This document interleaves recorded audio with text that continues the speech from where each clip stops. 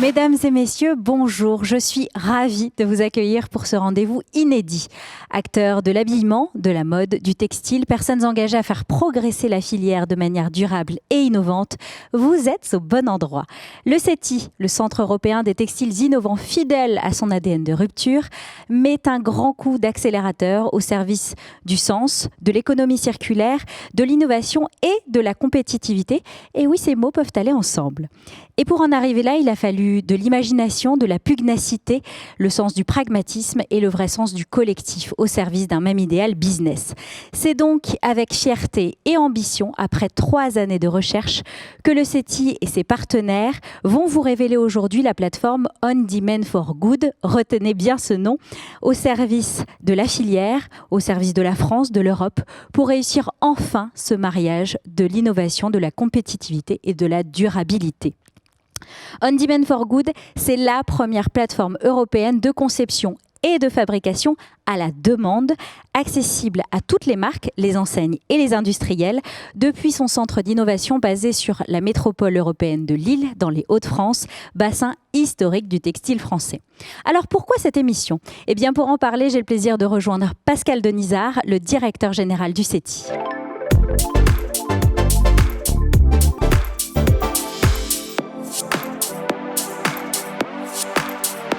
Bonjour Pascal. Bonjour Alice.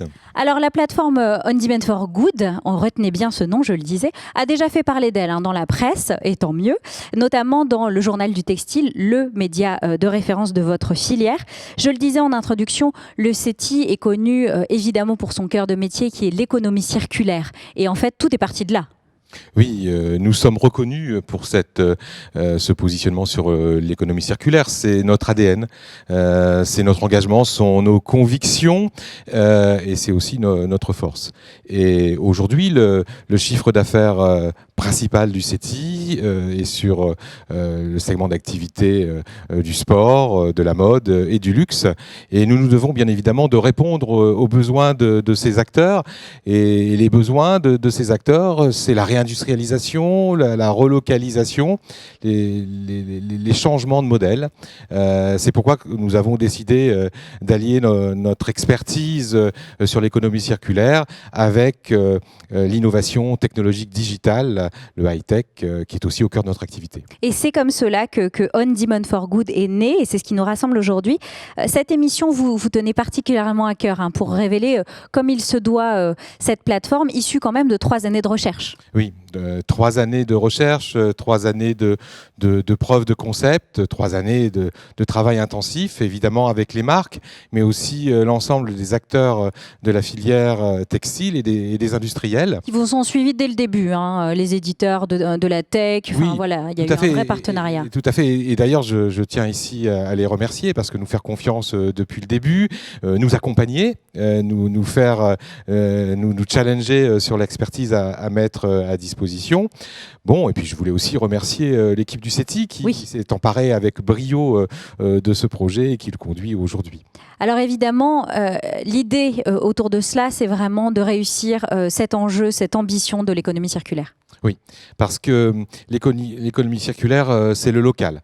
C'est le local, c'est le recyclage, c'est donc la valorisation d'un gisement et la valorisation de ce gisement, son exploitation, cela implique de repenser la production et de produire à la demande. Et pour produire à la demande, bien évidemment, il faut créer, il faut designer à la demande.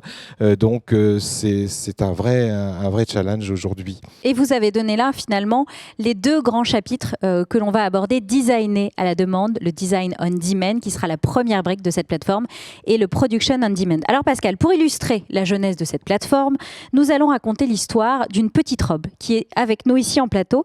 Cette robe va vivre vivre une vie mouvementée. Elle va être portée, reportée, tachée, voire même déchirée. Bon, après tout, un vêtement, c'est fait pour vivre dedans. Mais l'histoire de cette robe, évidemment, ne démarre pas lors de son achat. Elle démarre entre vos mains, à toutes et à tous. Vous le savez bien mieux que moi. Et c'est cette histoire que nous allons vous raconter au travers du prisme On Demand for Good. Merci Pascal, et on vous retrouvera en fin d'émission pour faire un bilan de tout cela et puis donner les dates à venir. Alors, toute histoire de création commence par l'analyse d'un besoin, et c'est justement l'objet de notre première séquence, le data marketing.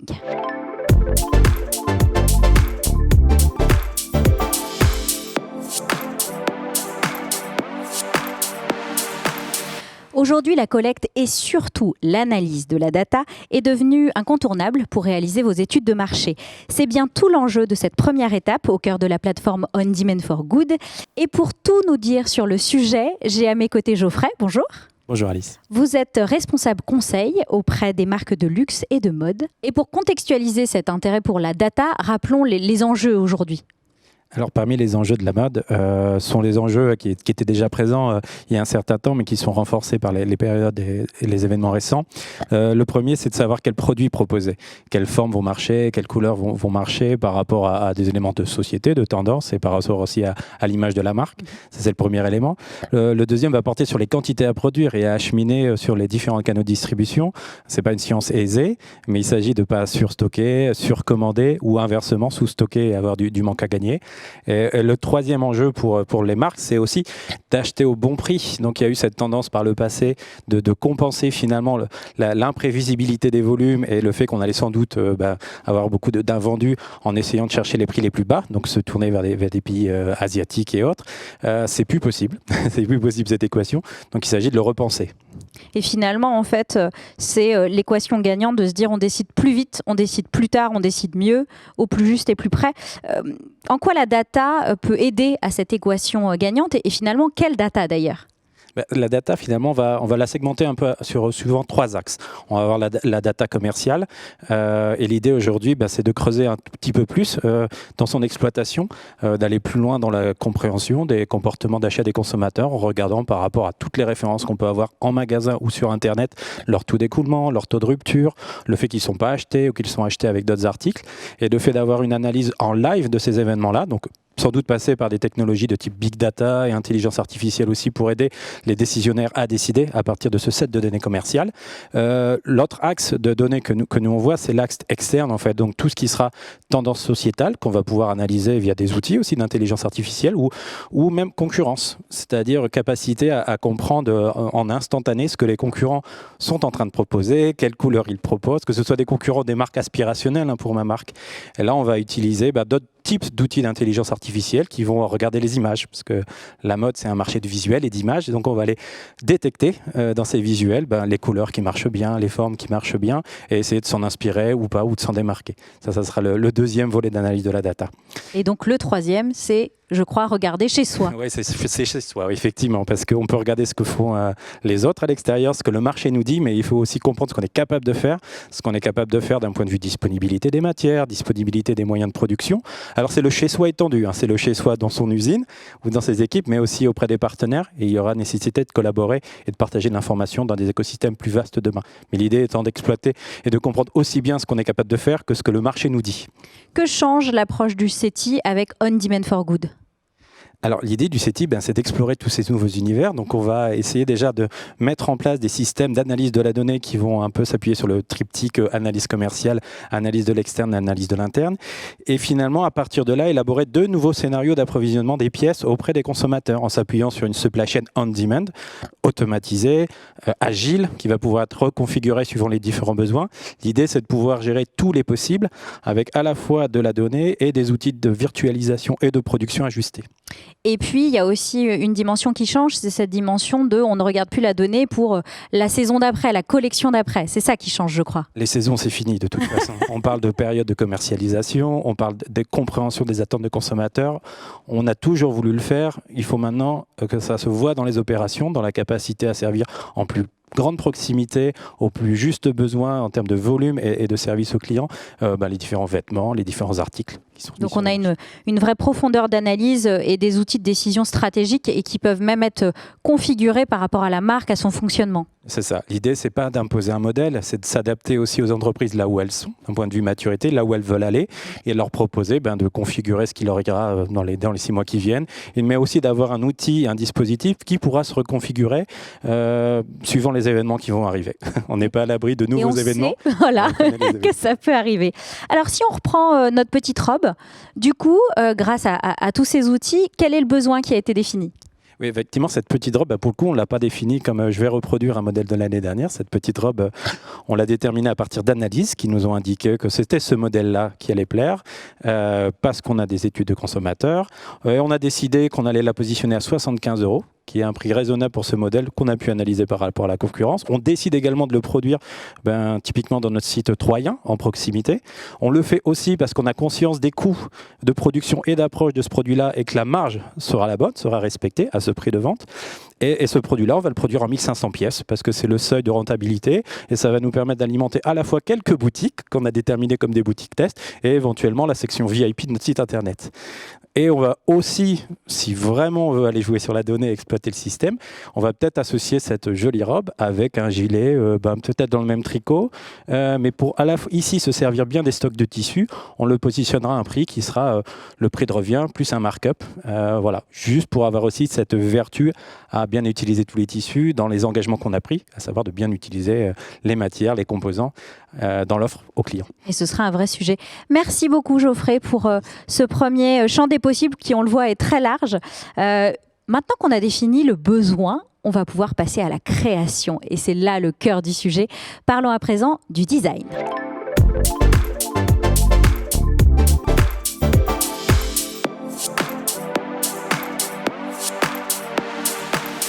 Alors dans cette étape fondamentale, on parle de matière, de couleur, de forme, c'est vraiment le cœur de la création.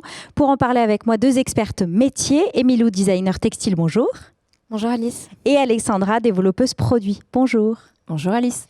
Aujourd'hui, pour valider une couleur, une matière, une forme, il faut souvent plusieurs semaines, des essais, des allers-retours avec les fabricants, les fournisseurs. Je suis sûre que ça vous parle davantage à vous toutes et tous. Par son expérience et son expertise sur le sujet, le CETI a voulu repenser cette première phase Design on Demand. Nous allons aborder ensemble les forces et les limites finalement du process actuel.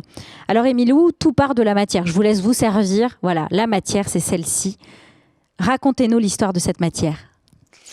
Alors oui, en effet, comme vous dites, tout part de la matière. C'est ça qui est essentiel dans le vêtement finalement, parce qu'on pourrait s'habiller avec un simple carré de tissu. En fait, c'est ce qui fait qu'on a envie de porter un vêtement, c'est parce que c'est doux, parce que c'est chaud.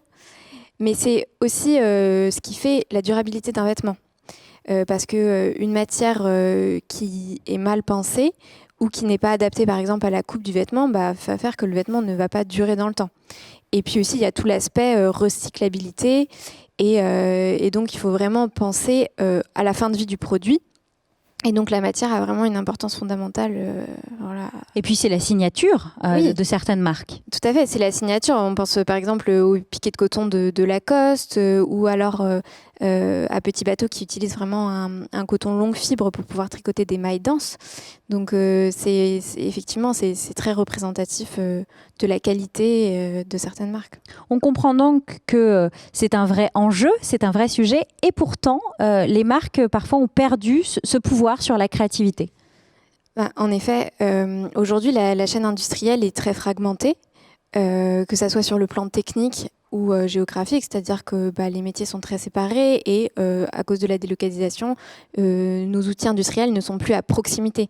Ce qui fait que pour les marques, c'est très compliqué de connaître vraiment dans le détail la manière dont sont faits les produits, de connaître par exemple le titrage du fil qui est utilisé pour telle maille ou sur quel type de machine. Et donc ça fait effectivement qu'elles perdent la maîtrise sur tout l'aspect textile. Alexandra, c'est le retour au pouvoir de la créativité vraiment, que ce soit effectivement, on parle de matière, mais dans tout le process de création finalement. Effectivement, avec les logiciels 3D, ça nous permet d'augmenter une créativité. On n'a plus du tout de barrière. Ça nous permet aussi de pouvoir augmenter une collaboration entre toutes les équipes. Par exemple, quand on crée une matière, le styliste va pouvoir se rapprocher du designer textile et vraiment donner son idée. Le designer textile va pouvoir la modifier en instantané. Et donc, le styliste va avoir une idée, son idée va être vraiment en phase avec le rendu. À la suite de ça, il va pouvoir ensuite transférer la matière qu'il aura pensée dans le volume et la forme qu'il souhaite donner à son thème, à sa collection. Et ça permet vraiment d'oublier cette espèce de... Tout le monde est à sa place. Le silo, bien sûr. Silo. Tout est en instantané. Tout le monde peut échanger sur le même sujet. Alors la virtualisation et la collaboration par le digital rendent tout ça possible. Et d'ailleurs, vous allez nous expliquer, si on repart de cette petite robe, bon bah voilà, on a déjà là en l'occurrence une matière, mais on a dit qu'on allait créer un petit tricot assorti à la robe. Comment on fait du coup? À quoi on a accès grâce à cette plateforme? Alors en fait, déjà, il y a une bibliothèque digitale dans laquelle on a des matières qui sont en fait renseignées. Donc c'est alimenté soit par les fabricants, soit par les marques elles-mêmes. Et donc on a vraiment une visualisation 3D de très bonne qualité. Donc on va pouvoir voir tous les aspects de la matière, le volume, la transparence, voilà, parce que ça c'est important. On a besoin de voir, puis après on va avoir besoin de toucher parce que ça fait partie de notre métier. Et avec aussi toutes les caractéristiques techniques du produit qui vont pouvoir être transmises au modéliste après, qui va pouvoir faire lui la simulation 3D voilà, avec les tombées, etc.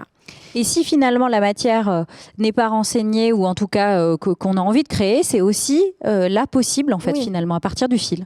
Bah, tout à fait. Dans ces outils de CAO, on peut vraiment partir du fil même, travailler un fil en lui-même, donc faire des moulinages, des assemblages. Ensuite, faire des tests virtuels de tricotage et de tissage pour tester la jauge, la densité. Et donc, voilà, on peut vraiment créer de A à Z un tissu avec ces outils-là et avoir un rendu visuel qui soit assez proche de la réalité, quoi.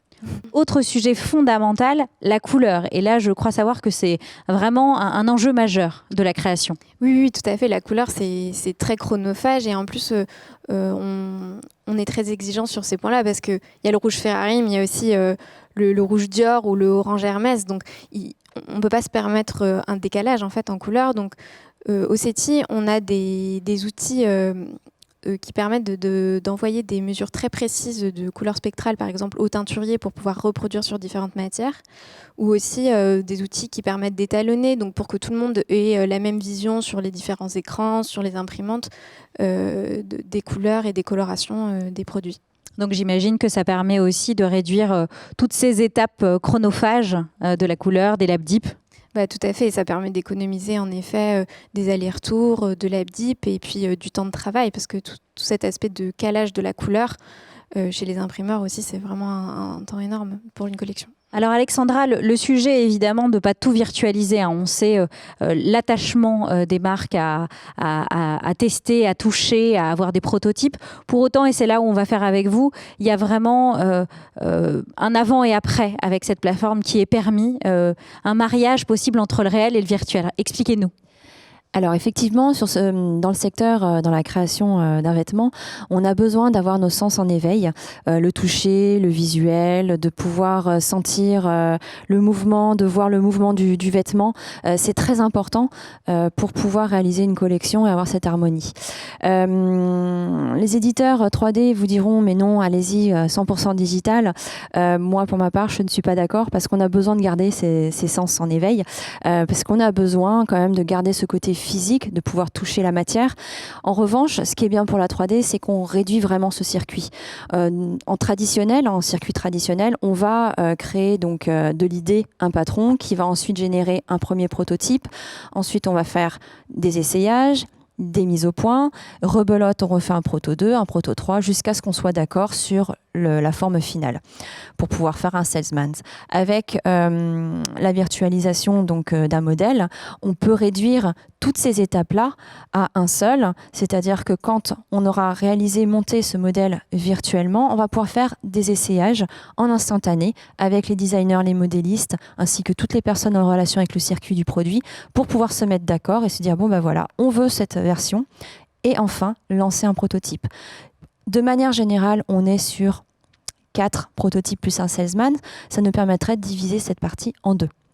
Et on le voit en plus en temps de pandémie, c'est un point clé puisque tout est ralenti, tout est allongé. Donc cette virtualisation va permettre d'empêcher des pièges comme ceux que les marques peuvent vivre en ce moment finalement. Effectivement, aujourd'hui, il faut savoir que dû à la pandémie, on a beaucoup moins d'avions.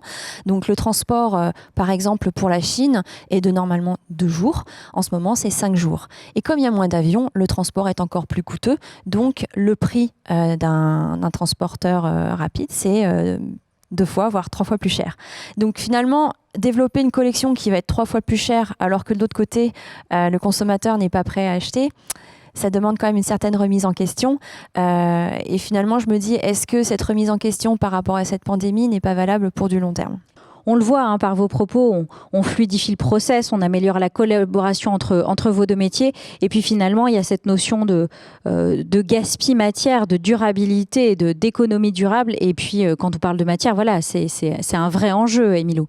Oui, tout à fait. Donc déjà, dans un premier temps, nos logiciels de virtualisation de la matière peuvent permettre d'économiser au niveau du prototypage, mais après le designer matière lui aussi a un réel impact en fait sur toute la vie du produit et notamment sur sa fin de vie et sur la recyclabilité du vêtement. Donc effectivement, c'est en amont qu'il faut pouvoir penser tout ça, et les outils digitaux peuvent permettre de faire des bonnes simulations sur tous ces aspects-là. Et c'est en plus un vrai cœur d'expertise du CETI de penser ça. Alexandra. Effectivement, de pouvoir penser avec la matière initiale, de pouvoir déjà se projeter dans comment la recycler, ça permet de refaire une autre façon de créer le vêtement et même de penser à comment le commercialiser, puisqu'avec la virtualisation d'un modèle, on peut d'ores et déjà le mettre sur un site internet alors qu'il n'est pas encore produit et faire des précommandes. C'est un changement de façon de faire qui pourrait être sur du long terme. Et c'est tout l'enjeu aussi pour accueillir les demandes aussi et les volontés des consommateurs aujourd'hui, tels que moi. Oui, parce que les consommateurs sont de plus en plus exigeants et regardent aussi de plus en plus ce que font les marques. Ils aiment à ce que les marques suivent leurs valeurs. Donc ça, c'est vraiment pas du tout à prendre à la légère. Merci mesdames pour vos expertises. Alors parmi ces technologies intégrées dans cette première phase, Design on Demand, le CETI a choisi de collaborer avec un partenaire de la transformation digitale des systèmes d'information produits, Fit Retail. Pour en parler, j'accueille tout de suite Philippe Blanchard, son cofondateur et dirigeant.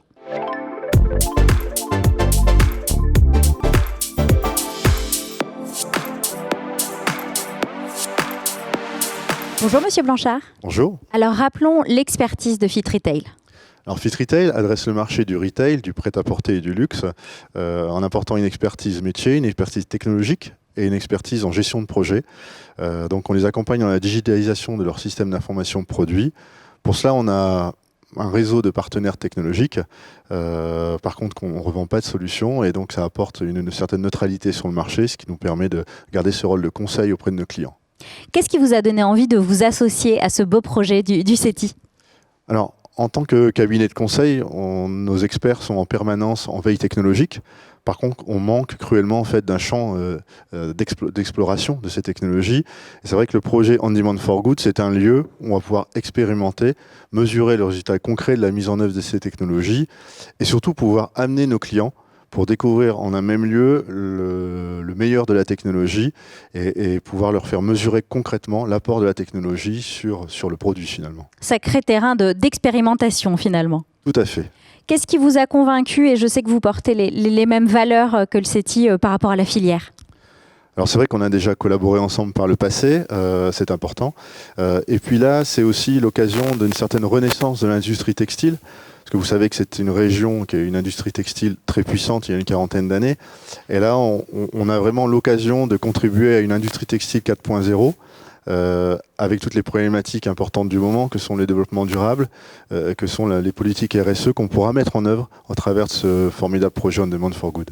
Sacré terrain de jeu, en effet. Merci à vous, Monsieur Blanchard. Merci. Alors revenons à notre petite robe. Grâce à cette première phase Design on Demand, nous savons désormais la quantité à produire pour être au plus juste de la demande. Ok, mais comment produire si peu en si peu de temps tout en restant compétitif? Eh bien, c'est tout l'enjeu de la seconde phase de la plateforme On Demand for Good, la production on demand. On voit ça tout de suite.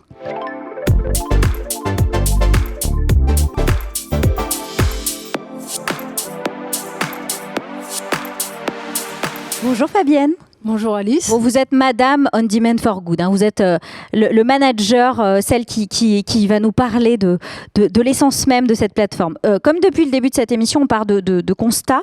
Celui-ci est frappant. Aujourd'hui, 30% des vêtements fabriqués dans le monde sont invendus et 50% des produits vendus ne sont pas portés. Expliquez-moi là où ça a cloché finalement. Effectivement, tout ça, ça part toujours de l'expérience du business retail en fait, parce que en fait c'est une stratégie qui est basée sur du volume et sur des marges d'entrée élevées. Donc partant de ce constat, les marques qui ont ce business model ont été amenées à aller sur des sourcings lointains, forcément à bas coût. Et les choses sont en train d'évoluer. Les consommateurs en fait sont également en train de demander du sens au moment de leurs achats. On s'aperçoit également que économiquement la consommation est en régression.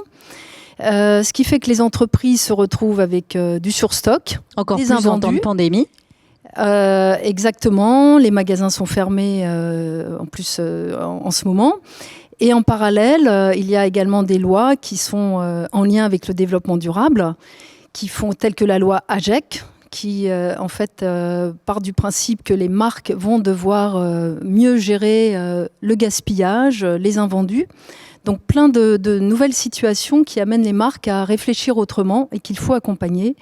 Et on est vraiment dans cette position d'être dans le consommer moins, consommer mieux. Oui, finalement, c'est avec ces 15 ans d'expertise, de vision sur ce retail, et puis avec tout ce qui se passe en ce moment, le CETI a vraiment essayé de réfléchir à un nouveau paradigme pour accompagner les marques. Tout à fait. Et effectivement, au CETI, nous sommes tous des gens de métier. Nous avons tous travaillé dans l'industrie, proches des marques. Donc ce qui est important, on le sait, c'est de bien coupler l'ADN de création avec la rentabilité. Et c'est dans ce cadre-là, en fait, qu'on accompagne les entreprises et qu'on a développé d'ailleurs spécialement des matrices économiques et décisionnelles qui prennent en compte, bien sûr, le principe des marges amont.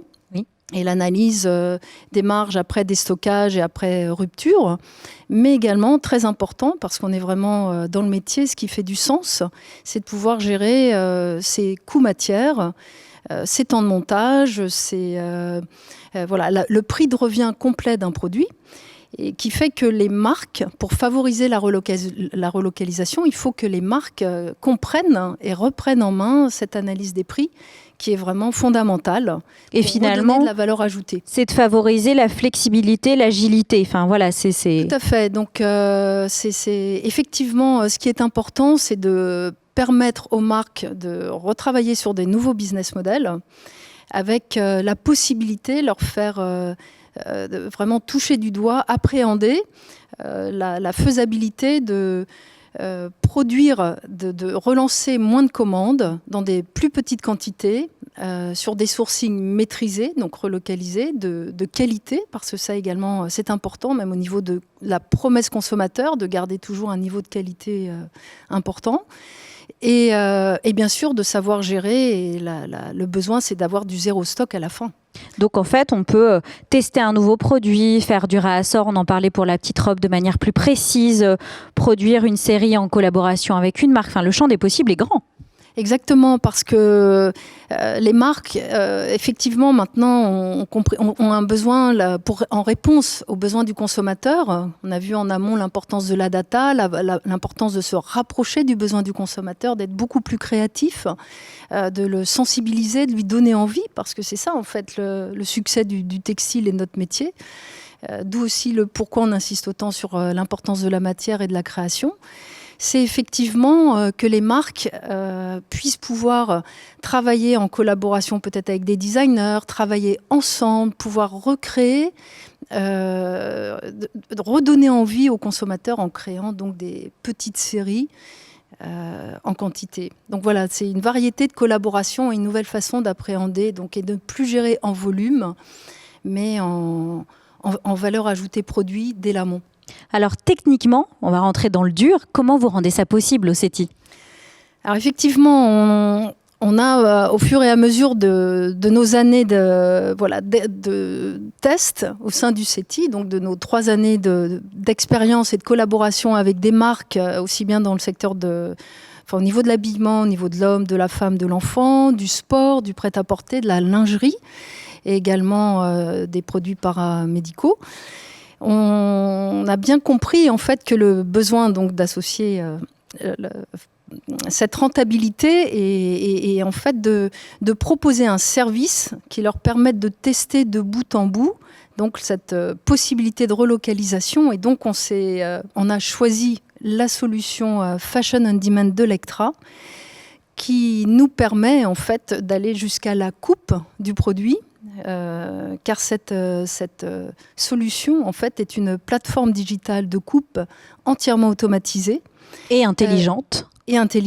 Donc qui permet en fait de gérer d'une commande en petite quantité jusqu'à la coupe en un temps très très optimisé, donc à un niveau industriel, de pouvoir donc gérer une mise en marché sur petit volume, contrôle de la marge et donc et une mise à disposition dans les temps nécessaires. Donc finalement, cet outil de coupe intelligent permet évidemment, c'est ce qu'on disait, de produire en petite quantité, de manière compétitive, de couper mieux, donc de moins de gâchis matière aussi, j'imagine. Tout à fait. Donc avec une optimisation donc du coût matière dans sa globalité, et effectivement avec beaucoup de souplesse et d'agilité. Parce que là, donc, on a choisi donc au CETI des solutions matures, technologiques et évolutives.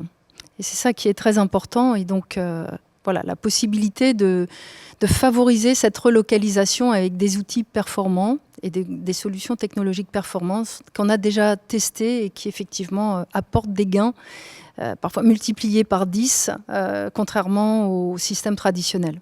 Donc c'est vraiment une occasion unique. Justement pour parler de la solution que vous évoquiez de Lectra, nous avons, magie du direct, nous avons en ligne le dirigeant de Lectra, Daniel Harari. Bonjour, est-ce que vous nous entendez ? Bonjour. Et même que ça fonctionne, bonjour à vous. Alors vous qui accompagnez la filière mode depuis bientôt 40 ans, vous avez vu les bouleversements, les révolutions. Avec votre solution que le CETI a choisi d'intégrer à sa plateforme, vous misez vraiment sur un changement de business model profond. Vous vous dites il faut tout changer. Oui, c'est une vraie révolution, c'est un changement de paradigme puisque toute l'idée c'est de fonctionner en flux tiré au lieu de flux poussé, c'est-à-dire de partir de la demande des consommateurs et de fabriquer uniquement ce qui est nécessaire. Le tout avec un prix de revient bas et des marges plus élevées. Alors, qu'est-ce qui a fait que Lectra a voulu s'associer au CETI pour On Demand for Good ? Cela fait déjà quelques années que nous travaillons ensemble. Nous avons lancé de nombreux projets de recherche ensemble et nous partageons la même vision de l'avenir, c'est-à-dire une formation qui est totalement nécessaire pour que, d'abord, elle puisse rester en France, qu'elle puisse se renouveler, se ressourcer, qu'elle soit plus verte, et qu'elles permettent de tirer des besoins, des demandes des consommateurs, d'éviter justement ce gaspillage sur les invendus, ce gaspillage sur les vêtements qui ne sont pas portés. Tout ça, c'est quelque chose qui nous préoccupe au quotidien, notre devoir de citoyen. Finalement, c'est notre raison d'être en tant que société de technologie et je pense que nous partageons les mêmes valeurs avec le CETI. Bon, vous le disiez, on se le disait ensemble avant de commencer cette émission, toutes les marques ne pourront pas adopter pleinement, facilement ces nouveaux process malgré tout. Les marques qui sortent de l'univers digital pourront pleinement s'en emparer et puis les autres marques, elles pourront imbriquer ces solutions à leur process. La difficulté, c'est que c'est un changement de business model profond qui suppose de modifier tous les process, qui suppose une autre approche, peut-être aussi des personnes différentes même si des personnes expérimentées dans le métier peuvent se mettre au fashion on demand, la difficulté est que tous les réflexes sont en porte-à-faux par rapport à cette nouvelle approche. Donc, cela suppose pour des entreprises déjà établies de définir ce qui doit être fait de façon séparée et ce qui doit être fait de façon conjointe avec du prêt-à-porter. Et puis, c'est vrai que les marques digitales ont un avantage, elles sont nées dans le digital, donc elles partent de la demande du consommateur en ligne et ensuite elles sont capables de la traiter. Et puis, il y a un point de départ, c'est que pour cela, il faut d'emblée construire des vêtements qui seront personnalisables, adaptés aux besoins de chacun, voire sur mesure, ce qui suppose une technologie pour le design, mais notamment le modélisme, très différente de ce qu'on fait dans le prêt-à-porter. Parmi vos convictions, on le sait aussi que, vous le savez, le CETI aussi, que ça prendra du temps, que tous les acteurs ne pourront pas s'emparer de ces solutions aussi simplement. Les marques qui sont nées dans le digital, bien sûr, ce sera natif pour elles. Oui, absolument. Ceux qui sont nés dans le digital ont déjà toutes les informations sur les consommateurs. C'est une grande partie du chemin. À partir du moment où elles créent des informations sur les produits, où elles ont des produits qui sont paramétrables, qui s'adaptent aux choix des consommateurs, il ne reste plus, si je puis dire, qu'à produire. Et nous fournissons pour cela une solution clé en main, c'est-à-dire qu'il n'y a aucune intervention humaine vraiment nécessaire jusqu'à la découpe des pièces. Merci à vous, Monsieur Harari. Très bonne journée. Merci. Merci. Alors Fabienne, ce partenariat avec les meilleurs experts au service de votre plateforme montre à quel point vous souhaitez valoriser toutes les parties prenantes de la filière. Et d'ailleurs, vous allez plus loin, vous poussez le bouchon puisque le CETI veut accélérer la collaboration entre les marques, mais aussi les fabricants de l'industrie. Expliquez-moi. Oui, comme je disais, au CETI, nous sommes pragmatiques. Pour nous, c'est important en fait d'apporter une solution effectivement clé en main, efficace, concrète. Donc nous allons créer, à côté de notre démonstrateur, nous allons créer un accélérateur, une plateforme de collaboration, d'échange entre les différents acteurs, entre les marques et les différents acteurs qui sont les tisseurs, les teinturiers, les filateurs, les tricoteurs, parce que il est important que les marques, effectivement, on parle donc de reprendre la main sur la création, sur l'ADN. Si on veut que cette relocalisation ait lieu, il faut donc remettre en commun cette expertise, et c'est donc le projet de notre plateforme d'échange que nous allons créer à côté de ce démonstrateur. Oui, l'idée, c'est d'échanger et de collaborer de manière qualifiée, de manière transparente. Effectivement, nous trouverons en fait une base de données renseignées, qualifiées effectivement avec toutes les coordonnées, bien sûr, des différents acteurs qui vont adhérer à cette plateforme et qui vont permettre de donner accès d'ailleurs à leurs informations, tout cela sécurisé, bien sûr, et en toute transparence, avec donc une traçabilité de l'information de bout en bout. Donc ça, c'est très important. Et nous y trouverons également la base de bibliothèque matière digitalisée qui permettent donc d'être utilisée pour développer ces produits de façon donc plus technologique, comme nous l'avons vu précédemment, donc avec expertiser de plus en plus et travailler avec la 3D et de façon la plus digitale possible dans toute notre approche de développement produit. Je crois que le message est très clair et il est passé. Merci beaucoup Fabienne. Alors, chose promise, chose due. Pour conclure cette émission passionnante, j'ai le plaisir de rejoindre à nouveau Pascal Denizard, le directeur général du CETI.